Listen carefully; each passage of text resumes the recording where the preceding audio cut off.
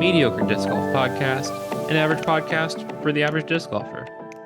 As always, I'm Evan Amstutz, joined by Kim Hatcher. We're happy you could join us. Kim, how are you doing today? I'm doing good. New week, new opportunities for disc golf. I'm considering playing in a tournament in Virginia. I already have a Ooh, work trip that Friday, so it's like I'm already there. So I'm right. trying to get prepared. If I feel prepared, I'll sign up for it. I also need to figure out what the tee times are because if the tee times don't work out for Friday, there's no way I can do it. But we're figuring it Yeah. out. But that's my next preparation right now is to get ready for that. I think it's called the Lake Marshall Open. Yep, Lake Marshall Open. Oh, okay. Is that what they did as like a wraparound event last Yeah, year? Macy Okay. won it. I don't know Yeah. what boy won it.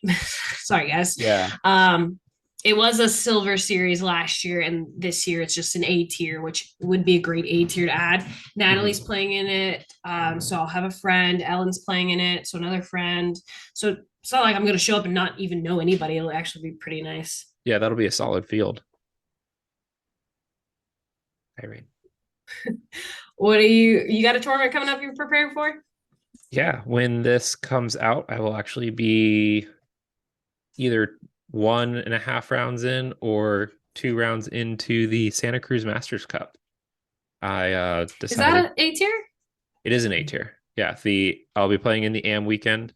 Uh, Decided not to play the pro weekend because I would have been like third to last as far as ratings. Honestly, yeah, you'll have more fun at the A tier for the AM weekend. Hmm. Exactly. So I'm excited to do that. It's a Thursday, Friday, Saturday tournament, which will get me all discombobulated as far as what day of the week it is. Won't help that I'll be leaving for a work trip from California. So I'll just be all over the country and have no idea what day of the week it is. It's going to be a good time. So it's a 3 day starting Thursday? Yes. And I believe they do that because they Interesting. have the Masters Cup that same week, but they are Friday, Saturday, Sunday, so that way they can play the same courses but not have to worry about having hella tee times and like how to fit everybody in. So Hmm. they do the two tournaments at the same time, but shift one back a day.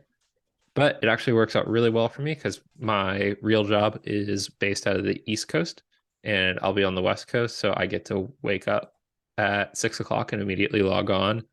And my day will end at like 1 o'clock local. So if I get a late tea time on Thursday and Friday, I don't even have to use a vacation day, which would be awesome.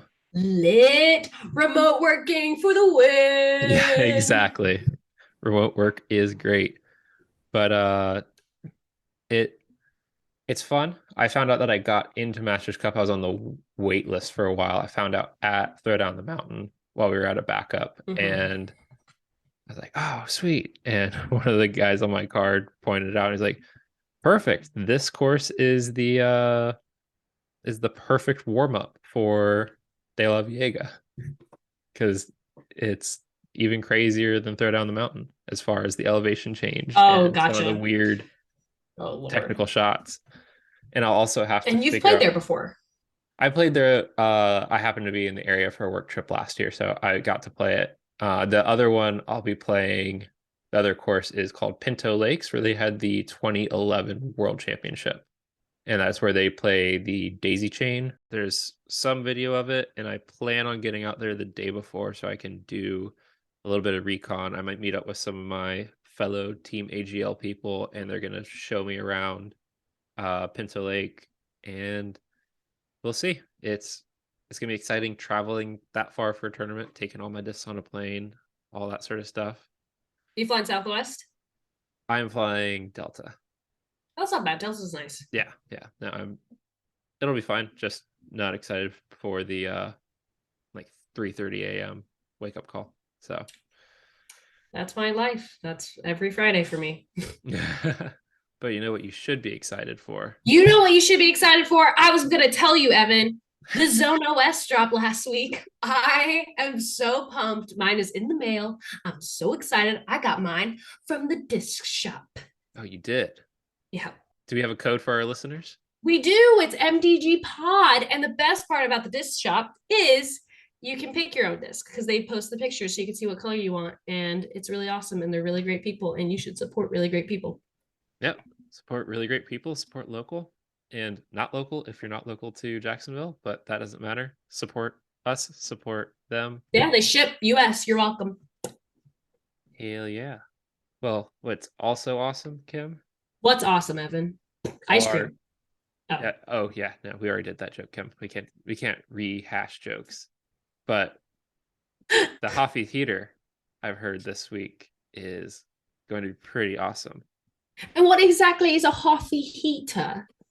So Hoffy Heater is our fan favorite segment where our social media manager, Matt Hoffman, tells us his opinions. He gets 90 seconds to talk about things that he thinks no one else is talking about.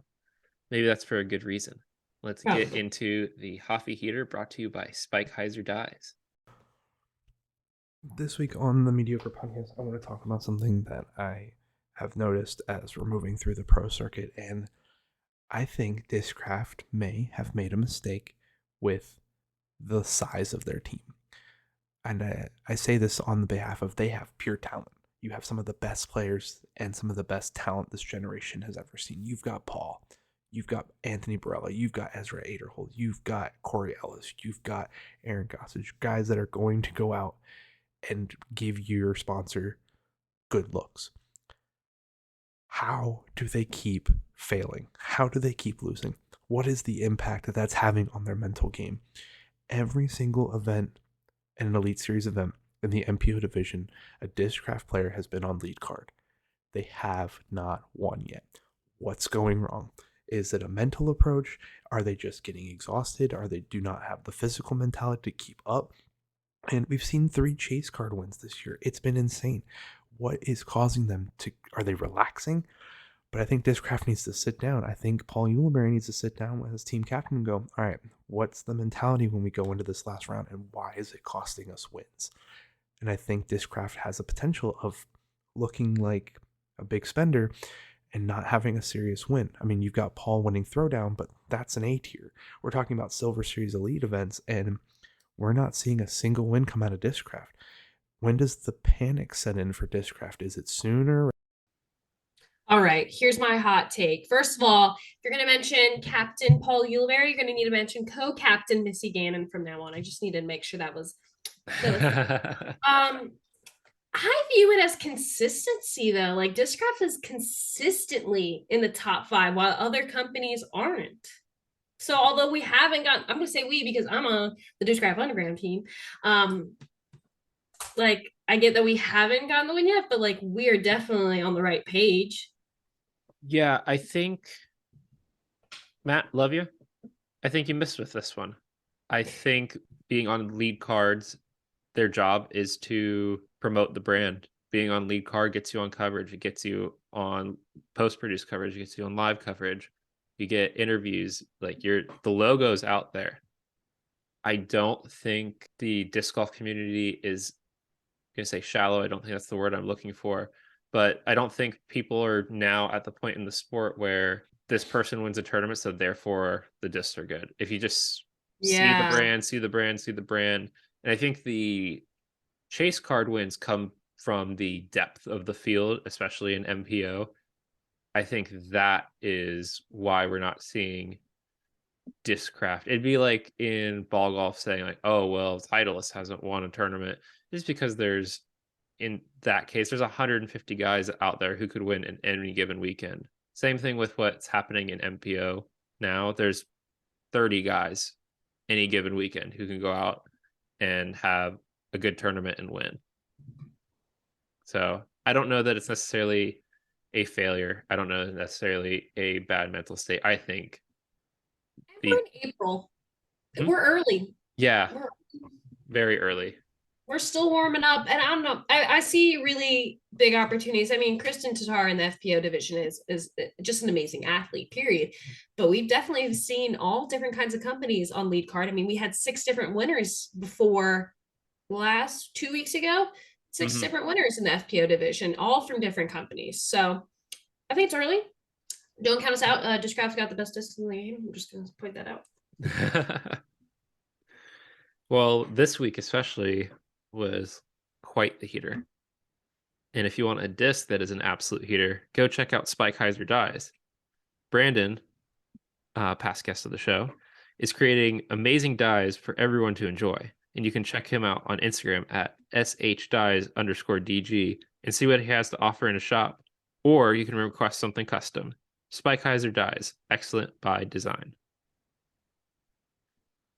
So, Kim, heard of this little course called Grand Canyon? I'm sure, because you went and played it. Have you heard of a gentleman named Paul McBeth?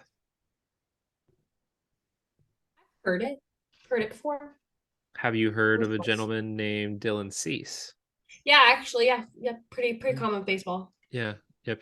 Cy Young winner Dylan Cease.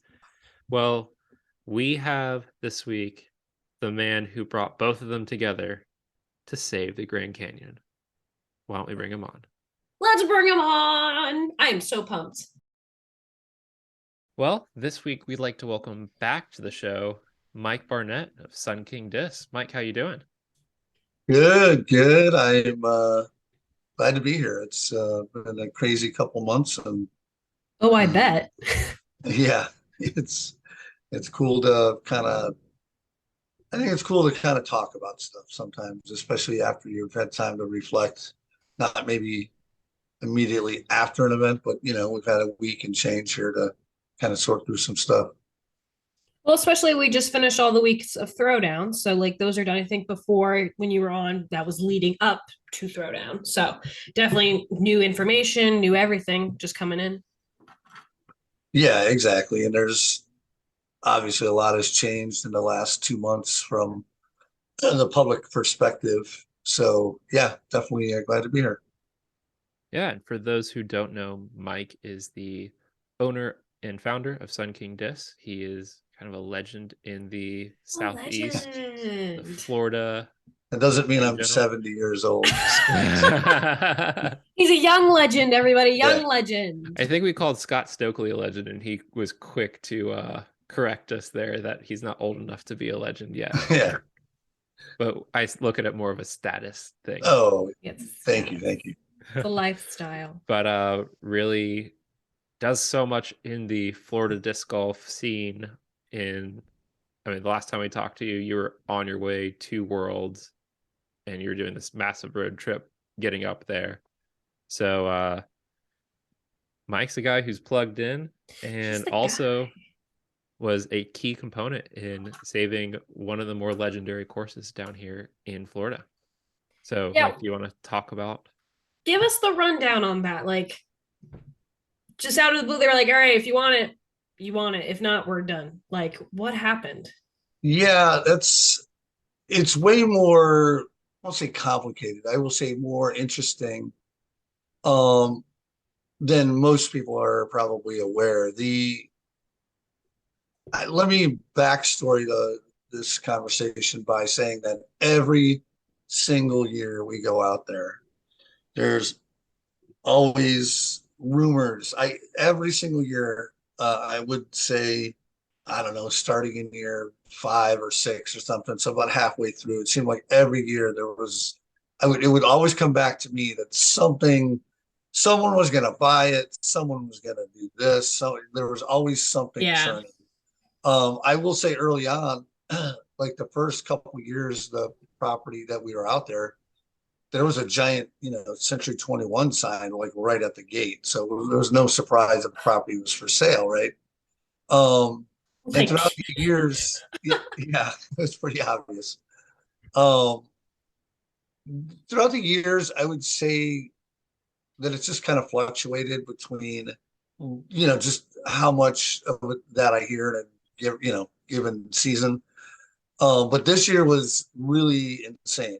So it was ironic that the chatter had kind of leveled up because although there was something in progress, it was a pretty tight circle on what was going on.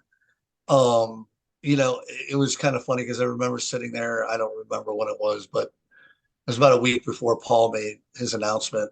I was at the course, and some guy said he was playing the quarry, which is the similar Yeah. topography course in town, right in Brooksville, about 10 minutes away. And he was like, yeah, he's like, some guy down there was playing and told me that, he heard some big hot shot big pro player was going to buy this course. I was like, I don't know what you're talking about. You're like, I have no idea. Thank you. Yeah. Yeah. I mean, obviously I was just covering because obviously it was already at that point, it was already a done deal. Mhm. But there was just a process to getting all of this out there. And I remember the first time Paul played the course, he asked me about buying it. The very first time. Oh, So, Wow. really? yeah. So you can trace that all the way back to then. I mean, and all I've said along the way is that every, I would say, every person that comes out there at some level says, man, wow, I would love to own this place. This is so cool. This is so great that it's private. I'd love to own it and do whatever, have a, you know, fresh fresh canvas or, Mm-hmm. however. But Yeah. it came down, I want to say a couple years ago, 2 years ago, there was the owner, previous owner, Suzanne. She came to me and said, hey, I got this guy and he's kind of sniffing around and talking some numbers and da da da da da. She asked me if I knew him, and I said, yes, I do know him. And I said, just keep me in a loop, if anything should happen. And she said, okay. And then I just never heard from her again. So it just went away. Like all of the other rumors and all of the Yeah. other chatter before that had done. And but this year was a little different. And Suzanne called me and said, hey, I have this guy and he's very interested. He wants, would you be willing to go take him and show him the property? And my initial reaction is for Suzanne, I do a lot of things for her, no Yeah. problem. But I also in the back of my head was like, do I, You're this showing guy, them like the back area. You're like, yeah, it's really bad. It gets swampy yeah, you back don't want here to all buy the this. time. Yeah. And that was kind of my logic is like, man, that would really sting if I was the guy that ended up having to show this guy the Mhm. property and he ended up Yeah. buying it and then disc golf went away. And I was just like, man, this is a really tough predicament. Well, I told her I would be able to do it the next week Yeah. when I was back in town. And she said, okay. And then I got a call or a text from her, I think like 2 days later. And she's like, what's the gate code? Because she couldn't remember the gate code. So I You're sent like, it to her. I'm like, oh. oh, are you up there now? And she's like, yeah, I'm showing Jim around. This guy's name is Jim. And I was like, okay, cool. At least it's not me doing this. Yeah. But then I'm like, oh, well, this is kind of real. Like, I don't remember anyone in the 11 years that I've been doing this that has actually she's given a tour of the property to, and this was kind of like next level. Mhm. You're like, So it's serious. yeah, Serious? and I was like, oh man, I'm like, all right, let me start thinking about this a little bit. So I had a verbal agreement with her to say that I would have first right of refusal. If I had somebody that could pull it off, she would give me Yeah. that Wow. opportunity. Okay. That's awesome. So that to me was very important. And that was over just time, just over like every Yeah. dealing with Suzanne I dealt with her husband, Larry, the very first year. And unfortunately, Larry passed away between Throwdown the Mountain 1 and Throwdown the Mountain 2. So I've been dealing with Suzanne the last 10 years out there. So we've definitely built this rapport. Mm-hmm. And so I thought it was great. I thought it was cool. I thought it was also a Herculean task to be able to find someone with enough liquidity to cut a check for $800-900 million, whatever at the time. And Wow. yeah, I mean, so she at one point told me that she probably would just keep it in the family rather than take a loss on the property. And I've looked at the records before. I can't remember the exact number, but right around 950,000 is what I believe her husband paid for it. Larry paid for it when he bought it. And so she said, I'm not interested in taking a loss. I'll just keep it in the family until someday it accrues enough value Yep. to sell it for the right amount. So that kind of started things going. And unfortunately, this all happened in this started in mid-February. And so You're like, I have a tournament. yes, I have a tournament, by the way. So our first day open, I want to say was the 25th or 24th of February, whatever that Friday was. And this was coming in about 2 weeks ahead of that. And in addition, side story, there was a guy, trying to blank on his name. I want to say Jean-Luc. He was French Canadian, and he had done some video out there before for some commercials aimed at the French Canadian market. So Canadian market? Yeah, so he's like, oh, it's like the property looks just like home, right? And he's like, he's like, it's in Florida and we can shoot all year round. Well, he wanted to come in and shoot a Jeep commercial. And I was also dealing with this guy. So I've got Suzanne telling me the property is going to sell. I'm in contact with this guy because the dates that he wanted were in the middle of my contract, which was already signed, sealed, and delivered. So essentially I had authority over the property during that time. Of course, I wouldn't have done anything without Suzanne's, green light and thumbs up. But right. This guy, it was kind of interesting. He played every angle he could. He had some hustle, that's for sure. I remember I was in my driveway pulling out one morning to go to the tournament. Might have been weekend 2 or weekend 3. I think it was weekend 2. And I was like, what is this guy? It was this French Canadian. And he was just like, hey, he wrote me this big paragraph he wanted to come out. And I called the owner, Suzanne. I'm like, he can't come out in the middle of the tournament. I don't have time for this. Yeah, especially between weekend 1 and weekend 2. Like, we're just gearing up. Yeah. And I was like, heading out. I already had like a full agenda on my plate. And it might have been, I think it was Sunday morning. So it was the last day of the tournament. And I was like, no.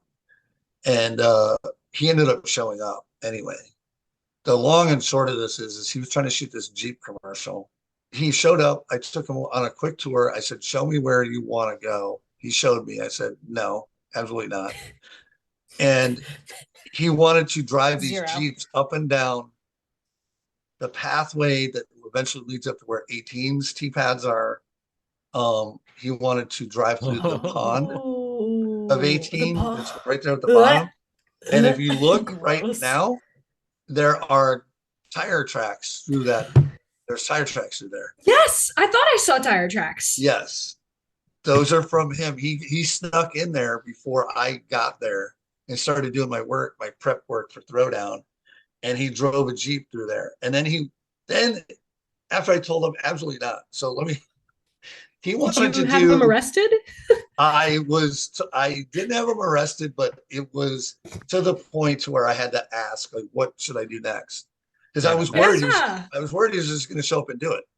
Mm-hmm. So I changed out the lock on the gate. I changed that out and some other stuff. This is an adventure. Yeah. So, and this is like before the whole thing with Paul and Dylan started. So he's out here. And so originally he said, I'll give you $1,500 to be able to shoot this commercial. I'm like, I just thought, hey, if it's on a Monday when we're closed, all right, cool. It helps pay some bills, whatever. Then he gave me a schedule and it was like Tuesday, Wednesday, and then also them out there shooting B-roll for the property on the weekend. And I was like, no. I'm like, no one's going to be out here during the weekend. And so eventually he was so desperate that he told me he'd give me $2,000.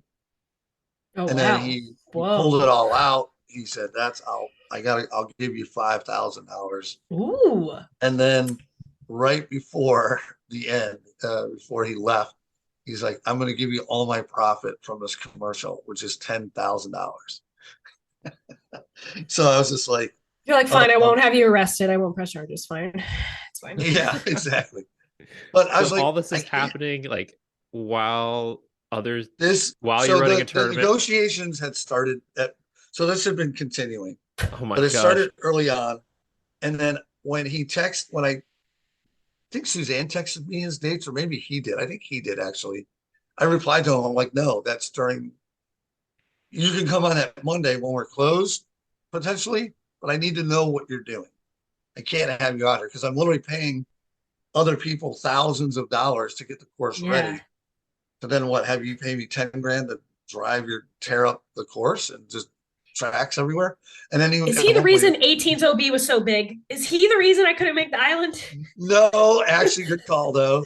Just because I usually try to leave that like second tier from the water to the first dirt line, kind of. But last year, everyone remembers, it was flooded all the way up to almost hole 8 because of that torrential downpour we had. But anyway, so mad if that guy was the reason that my throw in was a birdie, not an eagle. Good call. We pulled you up. Yeah. You were mad.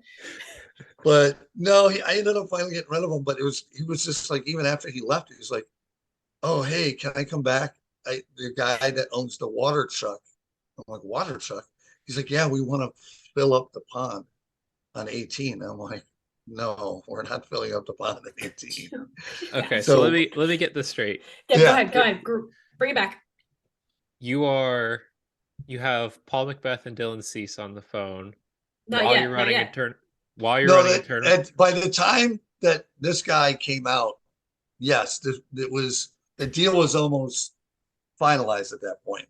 But the whole thing started like a month earlier.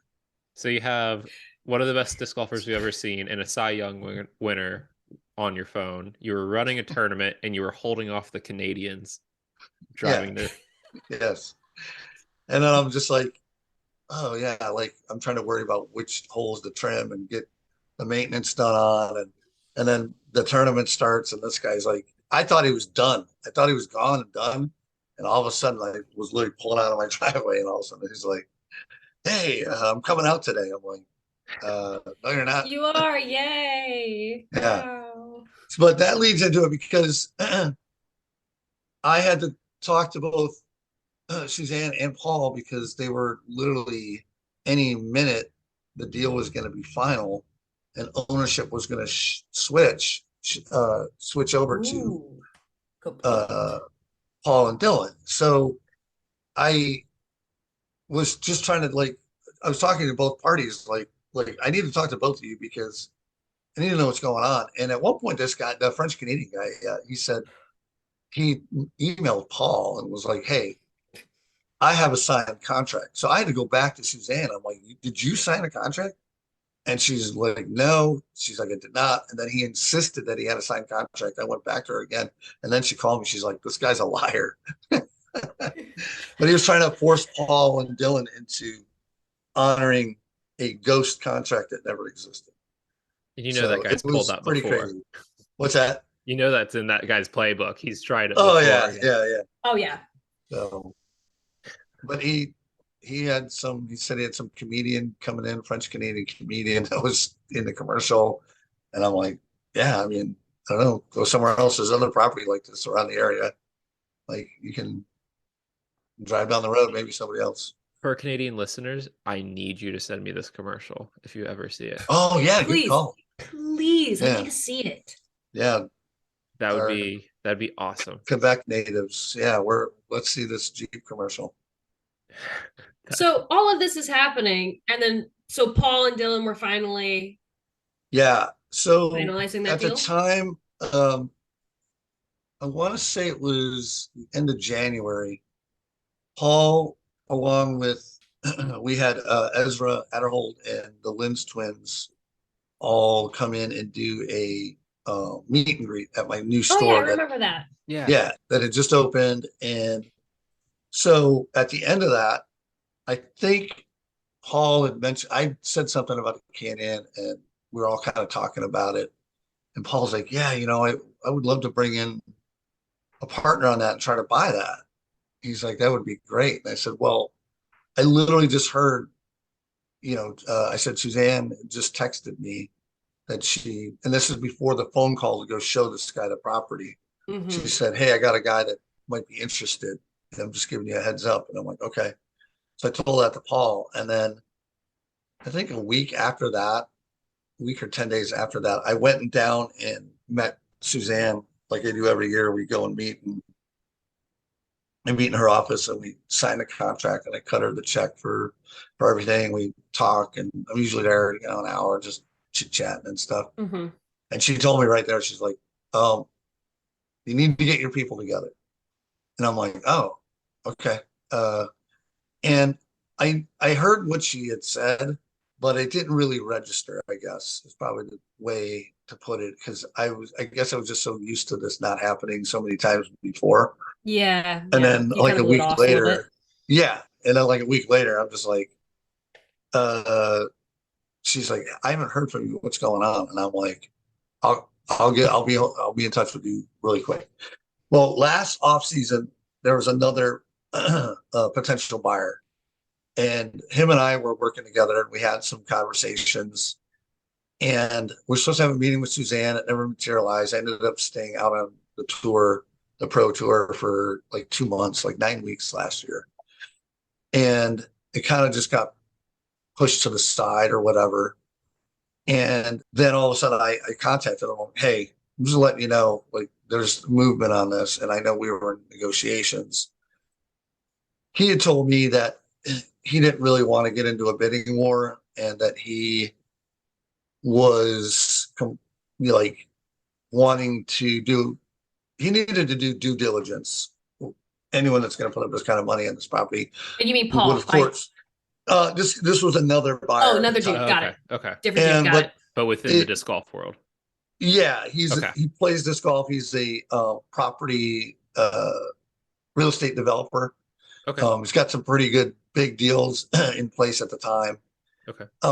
He wasn't quite ready at the time to put money down. He was waiting for another project to close, and then he wanted to tie up the property to then go see. The biggest issue out there is the zoning, and we can get into that to a little bit, but there's he wanted to get it tied up so he could go do homework on it. Put it under contract, give him 60 days to do his homework. And then if it works out, then he could close the deal. If not, then he could just let it go. And just through a variety of reasons, it just never got there. But I gave him a call, a courtesy call. But I had also called Paul and I said, hey, this thing's happening. Like this is going down. Happen. Yeah. The irony on all of this is, so I had for 5 years, the last 5 years, my shop and my house and my warehouse and everything else was located at Sunset Ridge in Hudson.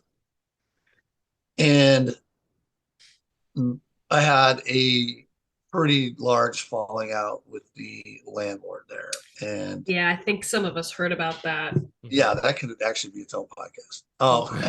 Bring you on next week. But it was a good thing for Sun King. The clock had just kind of run out over there. There just wasn't any willingness to complete the course as it was designed and intended, and some of the other projects and ideas I had just were getting glossed over. There was no progress there. So that whole thing with me moving to the new location, this is kind of what's funny. Had I not done that, arguably I wouldn't have had Paul come to the shop. I mean, I may have, but it was for like a grand opening. Yeah, it wouldn't have cost everything. So, right. And then we might not have had to talk again and this, that, and the other. So I kind of look at that as an important part of the way this all panned out. But Mhm. Paul was like, okay, I'm interested. I need some time. And I'm like, I'm telling you, she wants an offer We on got no Monday. time, no time. Yeah. And this was like Thursday or Friday. Oh. We're going into a weekend, and I'm like, and I just went back to Suzanne, and I'm like, hey, look, um, you know, you said you'd give me a shot. Give me a week here. Let me get something going here. It goes there. I would say in the 3 weeks or so, by the time that we had our initial contact with Paul and Suzanne to moving forward all the way to when when I finally kind of stepped back and got out was when they were just doing the formalities of the paperwork. Mm-hmm. And they were drawing up all the paperwork and this, that, and the other. So in the meantime, Paul reached out to Dylan and sold him on the idea, I guess, pretty quickly. Paul's got some good stories in some of the podcasts that he's done about his conversations with Dylan and things like that. But it just worked out great because Paul had just, kind of finished up the design for Cactus Rock, which is Dylan's private course in Tuscaloosa. And so I was like, wow, this is great. And yeah, I had some phenomenal conversations with Suzanne, some great conversations with on three-way calls with Paul and Dylan, and just brainstorming like, okay, this is what we want to do. What's the short play? What's the long play? Yeah. Ideas, this, that, and the other. And sure enough, I think the deal closed on March 6th is when I believe the deal officially was done. So I had gotten a message from Suzanne late Monday. That was on Monday, was the 5th. And she said, hey, looks like they're going to have to send this overnight some paperwork to Paul in the morning. Or they got it out late today. He'll get it tomorrow, and then it will be a done deal. And then the next day it was done. So, wow. Yeah. And that's so a roller coaster. You took us on a roller coaster there.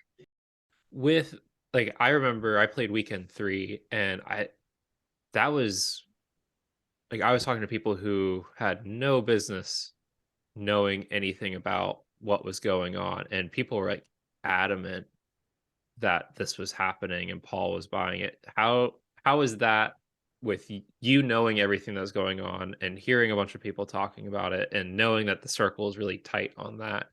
Do you think that was just circumstance of? No, what I think eventually when I texted him that I said that the chatter is going up. You may want to consider making this announcement. And I just think it would be best if you made it before for the weekend 4, the pro weekend. Make the announcement before then. And he's like, yeah, I just had somebody, he was in Texas at the time. And he said he had someone come up to him there and say, hey, congrats. I heard you're doing this. Well, it kind of turns out that I know Paul was immediately trying to contact Pro Tour to see if there could be some input from the Pro Tour, if this could potentially be a Pro Tour stop, having that conversation. Because then that creates a game plan for Paul, right? Like we've got to potentially have it ready by this certain date or things like that. So after further discussion, we feel like that maybe his discussions with Pro Tour early on during negotiations probably they leaked. I mean, because they're a company, there's multiple people involved. Yeah. So on the Florida side, it's very possible that someone overheard me talking. It's very possible, on the phone or whatever. Yeah, I mean, true. I don't. True. I didn't really do much of that business at the course, but that doesn't mean anything. I remember when Paul was switching from Innova to Discraft, and he was that was the year that we did Monster on the Mountain in October. And that was our first gold layout, like our first crack at a true gold layout. And Bob Giulio from Discraft was like, "Hey, Paul's gonna grab some discs to try out.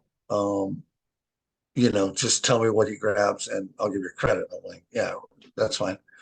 Well, there's barely anyone around at this point. People had started clearing out. Paul was kind of definitely not trying to be obvious, but he ended up picking up, I think, Yeah. one or two discs. And word got out that he was going to Discraft from that event because he grabbed Honestly, Discraft discs. So yeah. Welcome to the disc golf fandom when everyone knew Simon was going to MVP because MVP followed Simon 3 days after he won Maple. Like, welcome to disc yeah, golf. yeah. So and go back to like what I said early on, it's like there's always been rumors like about the place selling. Yeah. These were definitely more dialed in, so I definitely feel like some information got out somewhere. Right. But yeah, I don't really know, and who knows? I mean, sometimes it's just an educated guess. I mean, I heard that Paul was buying it before this year too, so and it didn't happen. So He's been buying it for years. You didn't hear? Interesting. You I've heard keep that. saying it, and you keep saying it. Eventually, you'll be right, or you'll be proven wrong. So yeah, exactly. That's how some of that stuff works. Okay.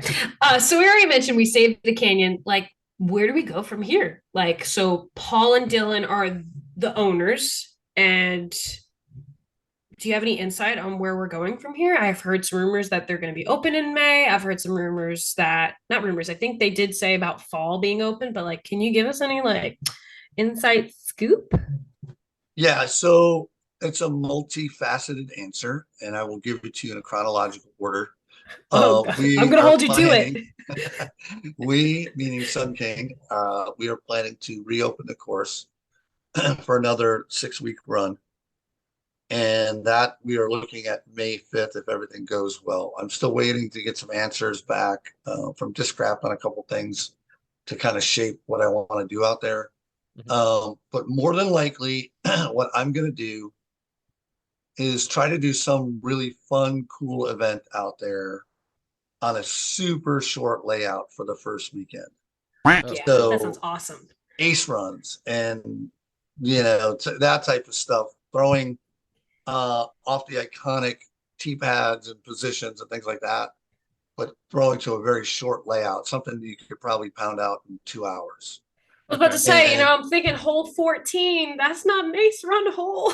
No, but what I want to do is take the basket and move it down to where the short tee pads are for hole 13. And that it would be more of an ace run. So what I'm trying to do is Discraft has a prototype driver that's on the shelf right now. I believe the team players have all gotten a copy of it. I think they give 2 to each player. And I think they're just trying to come up with a name with it, if I heard correctly. But what I'm trying to do is they have some prototypes left over. Ooh. And they don't know if that's the final version of the mold. Yeah. They may have to go back and retool some of it to change it, but they have the inventory, and I'm trying to get them to give those to us for our player pack for this event. So you would get a brand new prototype fairway driver, and then a couple, probably a Buzz and a putter, a roach, or a Challenger or something. And you take those 3 discs and you would play the course with those 3 only. Those would be such great discs. Yeah. So super fun. And that's kind of what I'm looking at. Definitely some open play. And then also I put a poll out on the Tampa Bay Sports page. I saw that. Yeah, I saw that. So I think I got like 1,000 responses. So it felt like that was a pretty good mix. So I think what I'm going to do is the doubles event was number 1. Ooh, and it was a team event was number 2, but I just feel like the team is just a bigger version of doubles. Yeah. So I'm just going to do the the doubles. Okay. But I might do 2 weekends, maybe 3. Ooh. I am also going to make the advanced MA1 and FA1 divisions, those will be a USDGC doubles qualifier. Oh. I saw So- I saw that listed on the USDGC website. Oh, nice. Okay, cool. Yeah, we got approved. We just haven't made the announcement yet. So there you go. There's a scoop for you. I don't know what else beyond that I'm going to do, except for my goal is when I was out walking with Paul today, that he's outlined the 3 major hole changes that he wants to do. Mhm. And I'm going to try to implement some version of at least 2 of those holes. Okay. Maybe even all 3.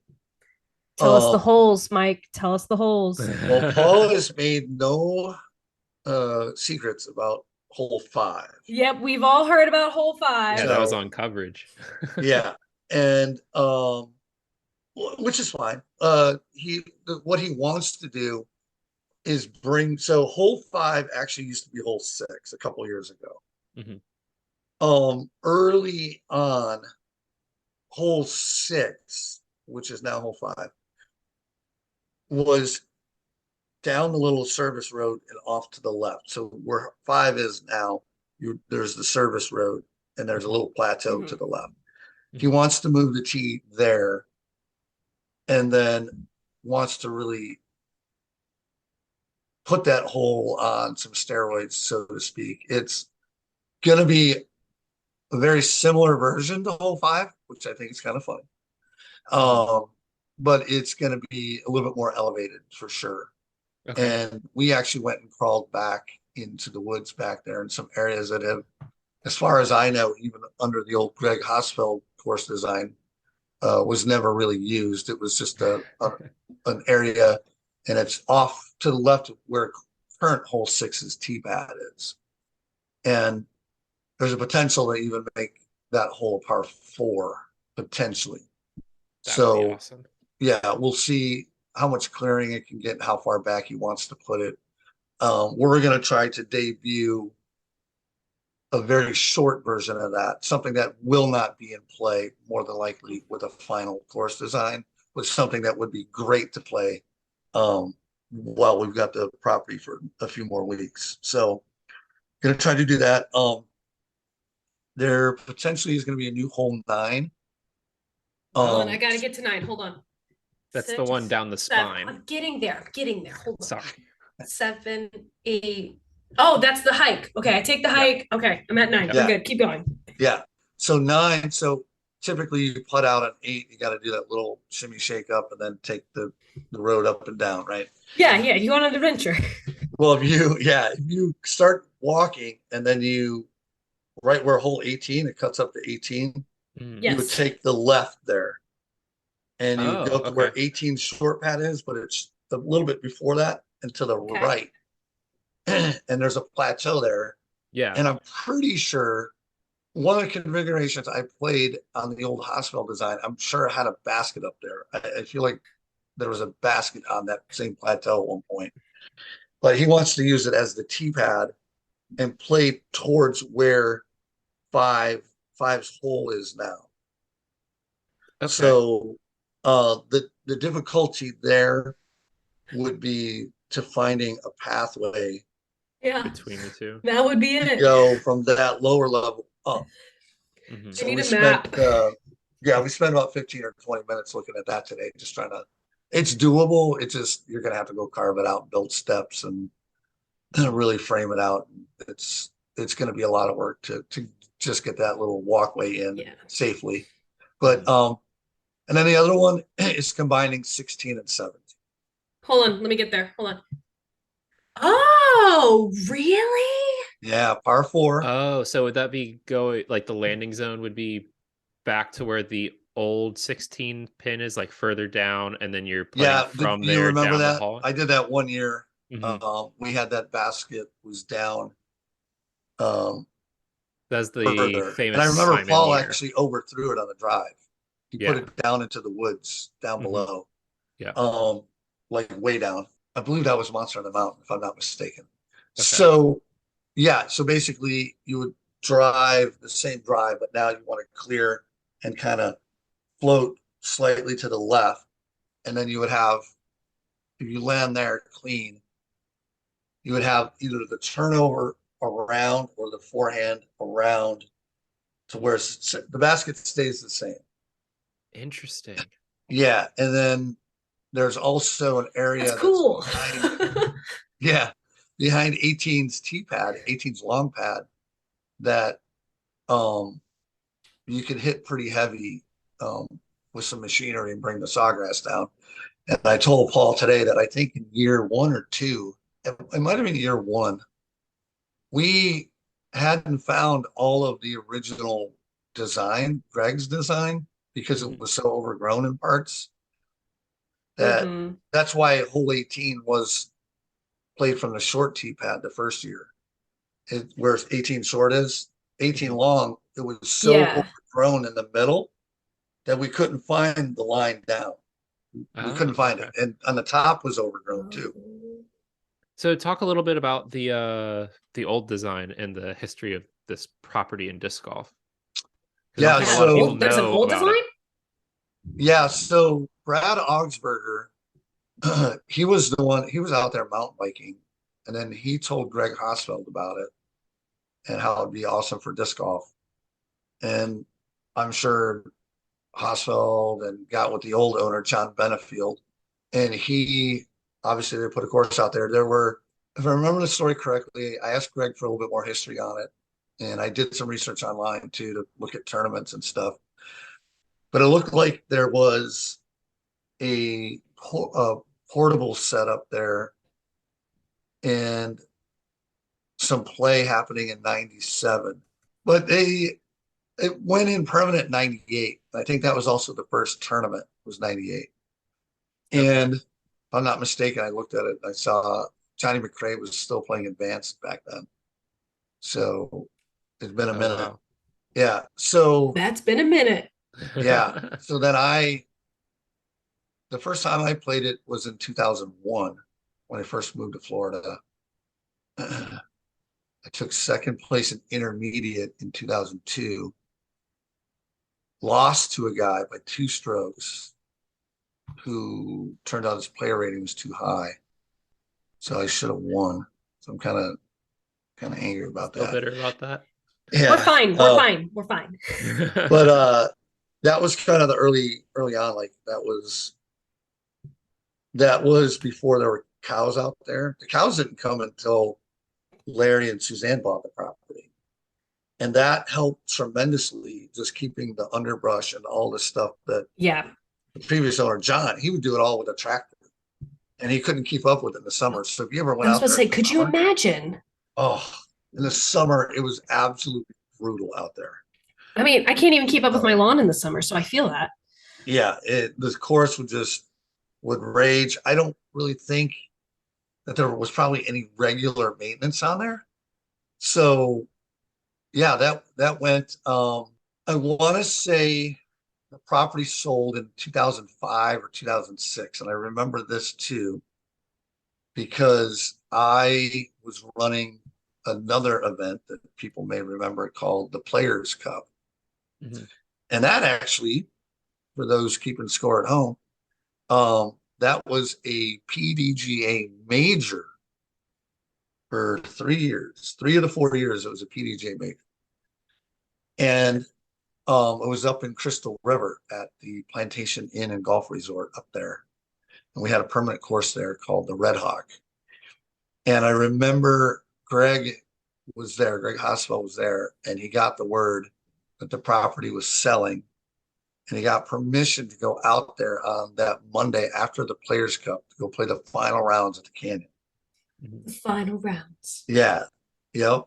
And so, yeah, so that's when the property closed, and then it remained closed for a while. So first throwdown, I think it's 2013. And so you see there's like a good 6-7 years in there. Yeah. And I got the number, Larry, the owner's number, through a buddy of mine, James LeBob. James, I believe, was selling parts or equipment to Larry's company, which did vacuum pumps. And James is like, well, I have his number. And I'm like, you do? He's like, yeah. And I'm like, bro, let me call him. I'll call him right now. Yeah, bro, let me call him up. And I did. And he gave me the number and I called him. I said, hey, I'm really interested in running a disc golf tournament out there. I'd love to talk numbers with you on what it would take to get you to do it. And it wasn't, I think, until the third time. And I just kept raising the money every time and just said, I'll give you more, I'll give you more, I'll give you more. Because then I told him, well, now I want to do 2 weekends. I don't want to do one. I'll do two, and then I can get you to this number. And he finally said yes.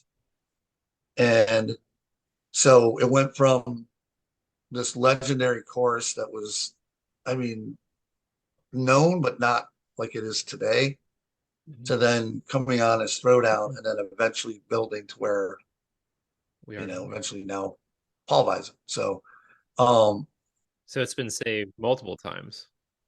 yeah. I mean, Suzanne, the previous owner we had a really good talk when it was official, after the deal was done officially. And she said something to me that I had never thought about because it was about me.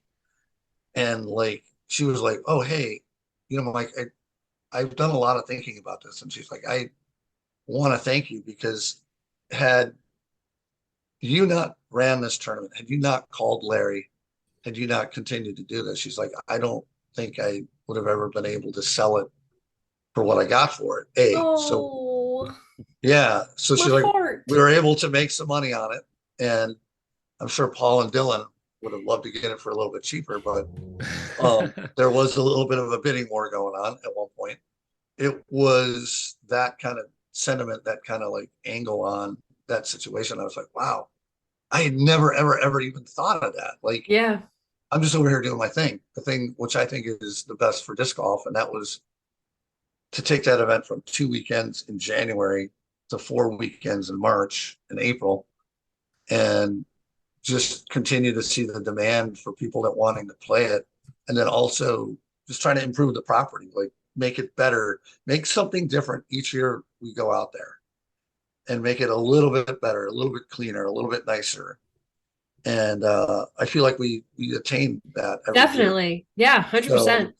But that was a perspective I never even thought about, was just, she would never be where she was at without you helping out.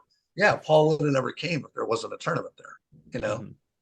So I got a question for you. What's the plan next year? How do we go on from here with just you? Let Paul and Dylan, who cares about those boys? Like, what's your plan with Throwdown for next year? So Throwdown will continue to exist. It will be the Florida. Yeah, absolutely. I know. Yeah. It will be the main Florida tournament for the property. Love that. I may try to, I don't know if I can pull this off, but let's hear it. I love it. Yeah, part of my logic is like, if we do this extended, we're doing this extra 6 weeks like I talked about. Part of that is like, do I kind of mix that into the whole Throwdown experience, or do I take the break and then run these doubles events and things like that? That may still be the answer, because my crew, we crunched for 2 months. I mean, the two weeks leading up to the course opening and getting it ready, to the 6 weeks of being open. So there's a lot there, and I think it's probably important to kind of just take a chill. And even though the temperature's coming up a little bit, it's going to be a little bit hotter out there. I think if we go with some shorter layouts out there, and as it gets hotter, it'll still be fun to play. You got to give a want to the course, almost like if you keep it open. This is why everyone loves Chick-fil-A, because Chick-fil-A is closed on Sundays, and you always want Chick-fil-A on a Sunday. If you close the course, you create an itch for it, and you create a want for it. Yeah. So Paul talked about closing it originally. It sounds like he wants to do it year round. I think he may change his mind on that. I don't know. I think time will tell on that. I mean, I understand why he would want to, but for me, Sun King, we're gonna do some stuff out there. Thinking that we may be have first crack at like doing what we want to do out there throughout the rest of the year. Mhm. I know part of the business plan will probably be to host other events too, Mhm. potentially even like private events or things like that, which is fine. I don't have any problem with any of that. I don't want to say fear, but my concern would be making sure the course isn't damaged for the rest of the year type thing, right? Something Yeah. happens out there or whatever. But outside of that, I think the more people that enjoy that property, the better off disc golf's going to be.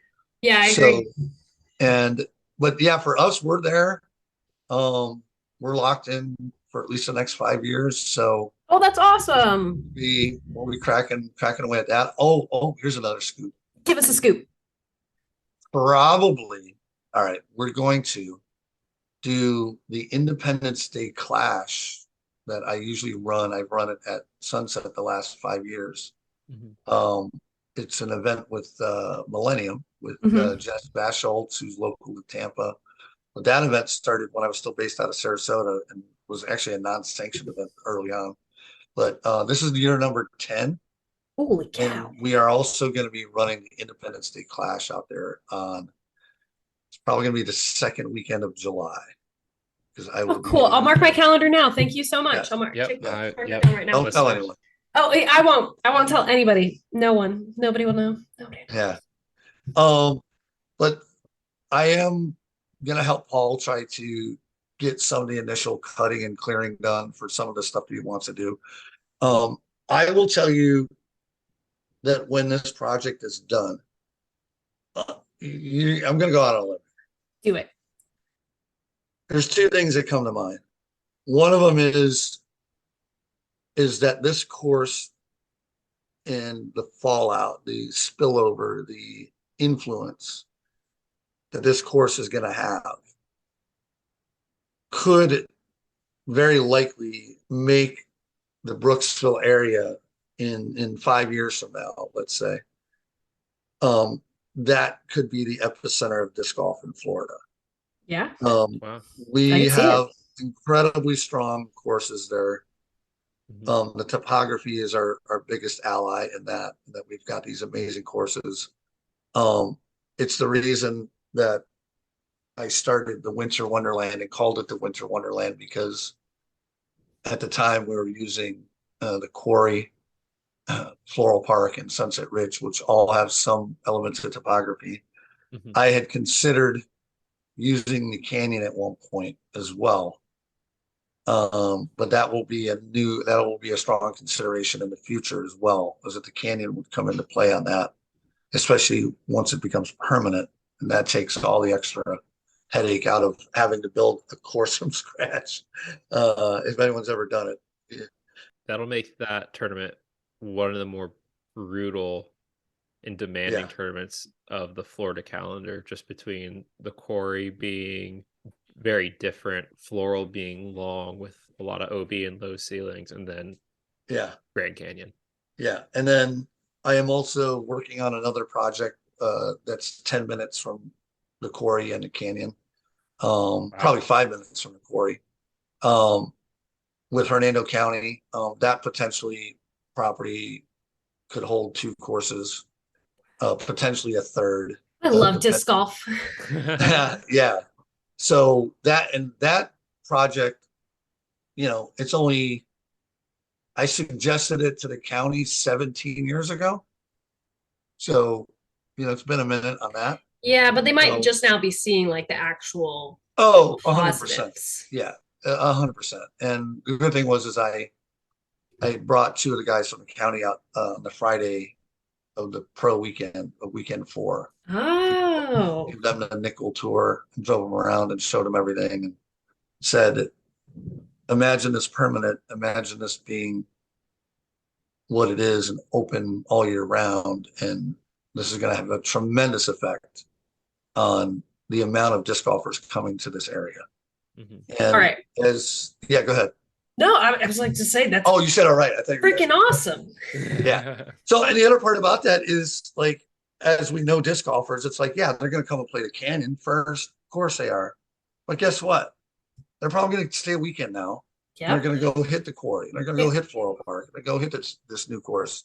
And we actually just put another course on the ground, the Paulie Bagwell course up in Holder, which is right outside Beverly Hills up there, about 30, 40 minutes north of the canyon.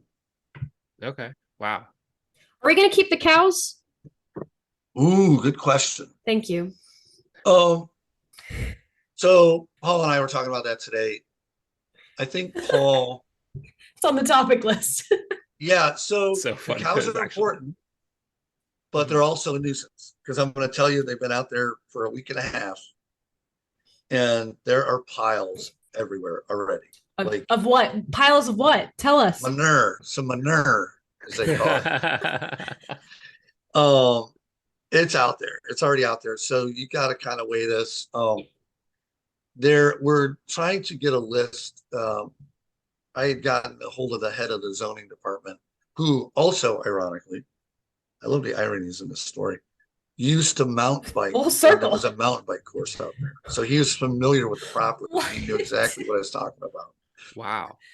It's like, And yeah, that's where I broke my shin the other 2 years ago. Yeah, 20 years ago, I shattered my spine out there. Yeah.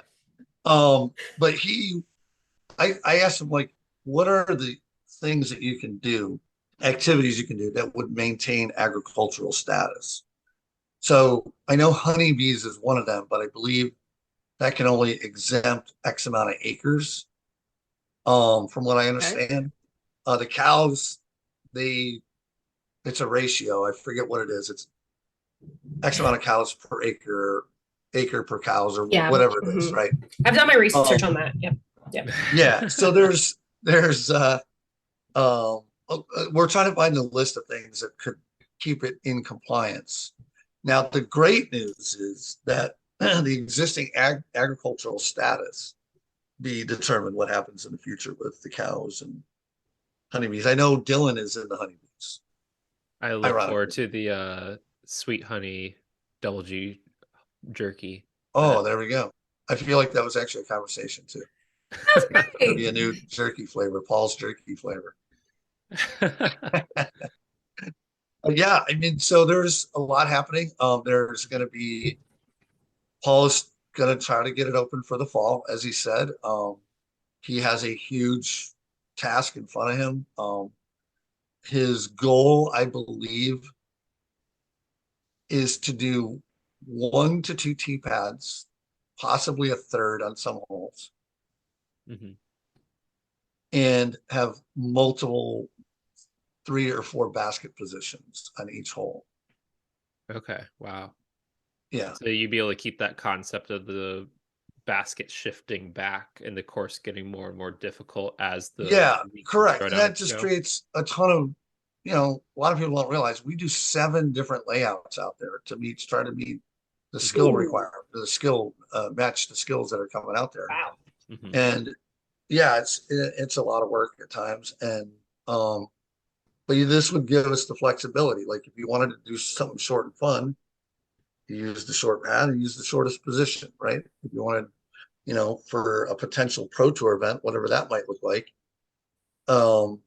you're going long to long for a goal layout. So, and I think the idea is to break up the foot traffic as well.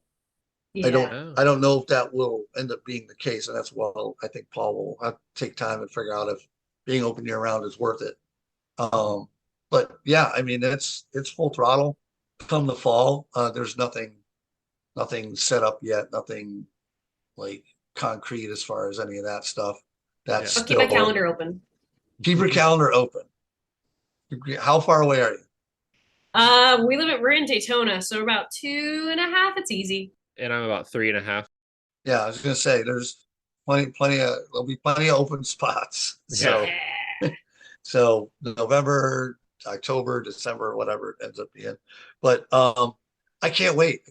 I'm happy to be part of it. I'm happy to be, I knew even before I called Paul that there was a potential that, I was going to lose complete control over the property like I had it. Yeah. And but I just figured at the end of the day there was plenty of opportunity to continue to grow disc golf, and I also said this. This is one of the first meetings I had with Paul and Dylan. I told them that let's say that myself and the other guy from about a year ago, we ended up getting it, right? And he bought it and he was going to Yeah. partner with me and I'd be out there and all this other stuff. I think that would have been really big news. But because of who owns it now, I believe it's on a 10 or 20 fold of what we could have ever done. Mhm. And that's just the power of social media. It's the power of who Paul is. It's the power of Dylan and what he's doing and his infatuation with disc golf. Mhm. And I just think this just reaches more than we could have ever reached, potentially owning it. And I'm okay with that because I'm going to be part of it at some level, right? So Yeah. we're good. I mean, I probably have the most experience out there. I mean, I'm going back to the original, the TD that ran it before it was called the Cross Canyon Challenge. Greg did all the coursework and design, and I believe even some of the maintenance out there. But that was run sporadically from 98 to like 2004, Mhm. 2005 maybe was the last one, like right before it sold or whatever. So, and I don't think it was run every year. I think there was 1 or 2 years where it wasn't run in that window. And I also have the connection that I actually played the old layout. True. You're And like, I'm the OG. yeah, well, I would say Haas is the OG, but I'm the link between the two segments too, Yeah. the old and the new. So, yeah, I think I can bring some valuable insight and just experience and having tournaments out there for 11 years. And Yeah, I mean, you've Yeah. definitely provided some valuable insight on today. Thank you so much for coming to talk to us. I know you're a very busy man, but we appreciate Sometimes. so much you coming out and talking to us today. No, thanks for having me again. It was awesome, and I look forward to kind of the next chapter of the mountain and all the forthcoming changes that are going to happen. All, in my opinion, all a net positive. Yeah, definitely, especially definitely just a huge chapter in Florida disc golf, period. Oh yeah, yeah. Thank you, Mike. We really appreciate your time. Thank you so much. Wow, we were incredibly close to losing one of the coolest courses out there. Definitely an icon in Florida disc golf. And there were so many different directions, and it was also amazing how small that Brooksville community was, that there are so many people from different avenues that were in the story, then out of the story, then 20 years later we're back in the story. Like, Yeah. that was an incredible journey, and it sounds like they're working on making, like, it's just the beginning. Yeah, just the beginning. Oh my goodness, the plans that they have. I'm so excited, especially for the USDGC doubles. I think that's going to be awesome. Yeah, Josh and I are going to go take that down. Put that out there right now. Put everybody on notice. Well, that wraps it up for today. You could find Mike's company on Instagram at Sun King Discs, Kim at Kim the Great, and me at Evan Amstutz DG. Remember to follow the pod on Instagram at Mediocre Disc Golf Pod and on Twitter at Mediocre DG Pod. If you want to support us, buy our shirts on mythicdiscgolf.com and listen to us every Friday at 3 p.m. Eastern. If you enjoyed the show, leave us 5 stars in a review. And if you didn't, still give us 5 stars and tell us why. We know we aren't perfect because we are mediocre.